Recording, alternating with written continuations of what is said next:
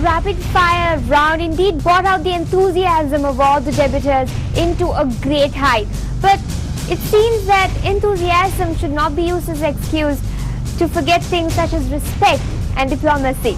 However, we're ready to move into the final round. This is the final chance that will be given to the proposition and the opposition to prove to us that their stance is correct.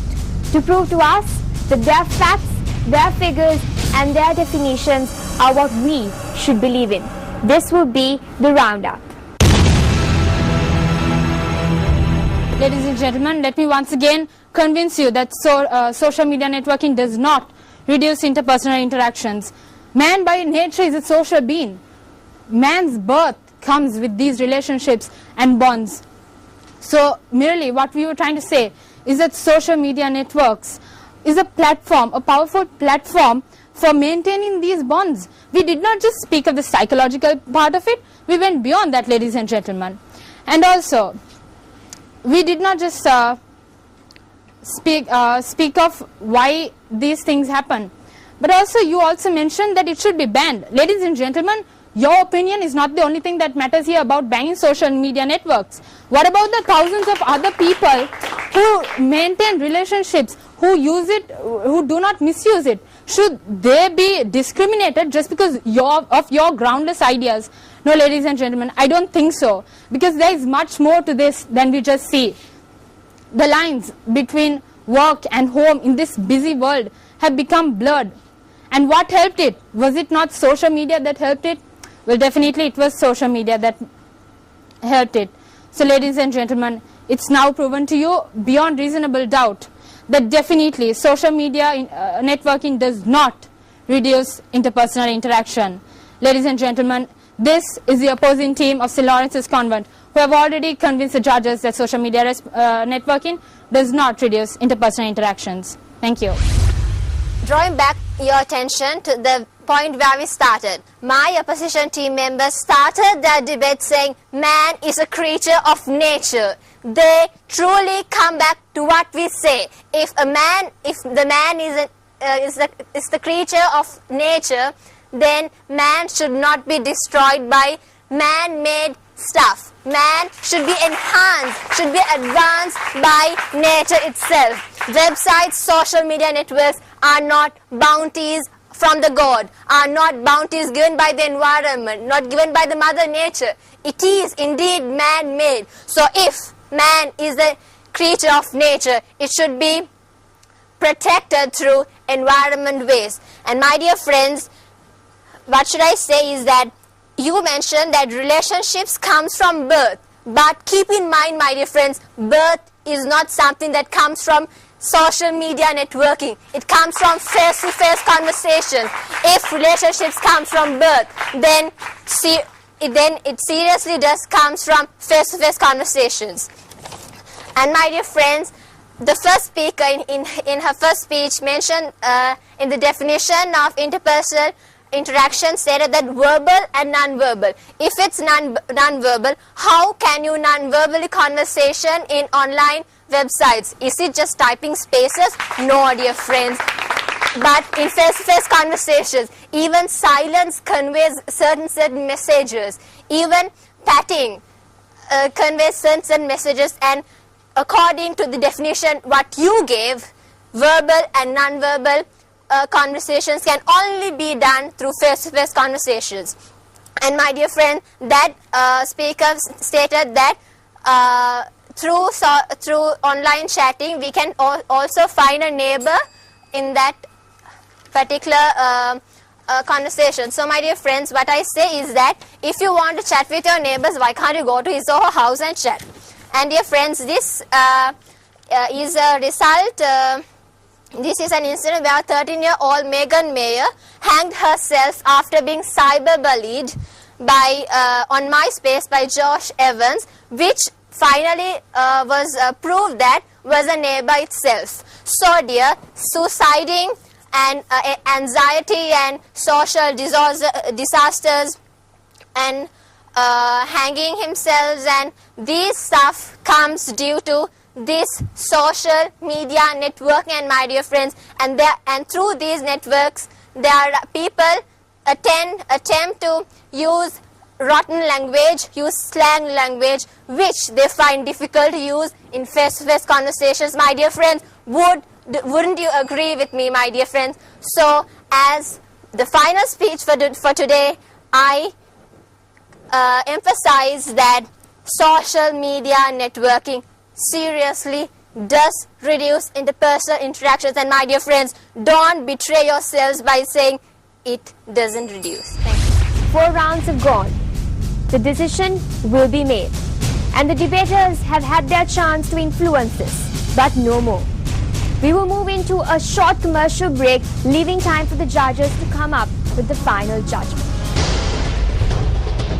Welcome back. The judgment has been made. But before that, we are ready to listen to what our panel of judges have to say. I was quite impressed by how both teams got right to the heart of the question, which strikes me as really about what are interpersonal interactions, what makes them meaningful, what makes us care about them. I thought the proposition school took a timeless approach, and it was very powerful, I thought, when they kept referring to the pat on the back, the wiping a tear, the physical contact, eye-to-eye contact. Opposition school took the standpoint that interpersonal interactions are a more fluid thing, and therefore any way that they're expanded or we experiment with them or do different things therefore enhances them. And I thought they powerfully referred to things like the Arab Spring and other political uses of social media. This is a big question that's being debated all over the world, and I was very pleased and happy to find out that if you want to find this debate debated at its most sophisticated level, you should come to Velavata and Mathura in Sri Lanka. I'm really impressed by both teams. Their contents were superb and their references were really impressive, and they went through a scientific methodology, I must say, and some of the references were there into the field of medicine. So I really enjoyed it, and I'm happy that our present generations are really aware, and they have their own view on this social issue. You have to listen. I don't think listening was a big part of the debate this time. There was a lot of talking over each other, and that just cannot happen because you're going to lose points and you're really not listening to what your opponent is saying. So how can you argue the back, right? So make sure you listen, and the other main thing is be respectful. Talking over somebody is not what should be done in a formal debate or any debate at all. And I think both sides did a little bit of that. So make sure you correct yourselves and respect your opponent. You might not agree with them, but you still have to respect them, give them the space to speak when they are meant to be, when it's their time. So just keep those things in mind. Other than that, it was a really great debate, and good luck to both teams. We're ready to announce the best speaker for today's debate. Dr. Morgan, over to you. We have decided to award Best Speaker to Jillian from the opposition school. Congratulations, Jillian, and I would like to invite you to join me up on stage. Congratulations. Very happy? Yes. We have a little surprise for you. Okay. You can walk up to the judges and they will give you some.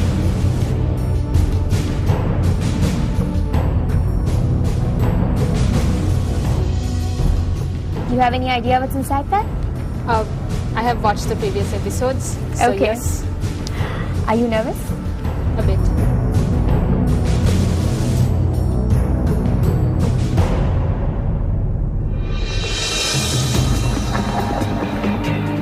Ladies and gentlemen, the winner of today's debate is St. Mary's College, Mathura.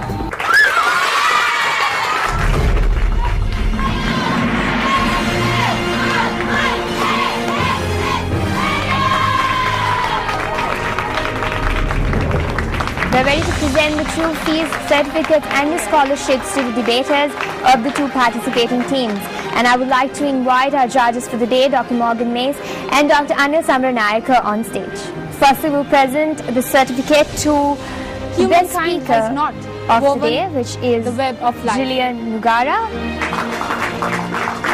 Now certificates of participation plus scholarships worth 125,000 courtesy achievers to study SEMA for the participating school, which is St. Lawrence's Convent.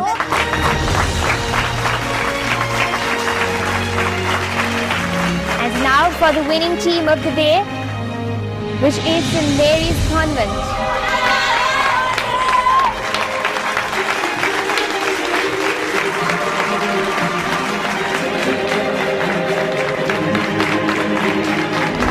You have analysed and weighed the arguments. If you feel that St. Lawrence's Convent deserves another chance, all you have to do is type in MTV TD space SLC and send in your SMSs to 7788 if you want to see St. Lawrence's back in action. Thanks for tuning in. Join us next week for another round of exciting debate. Good night. I do feel a bit down.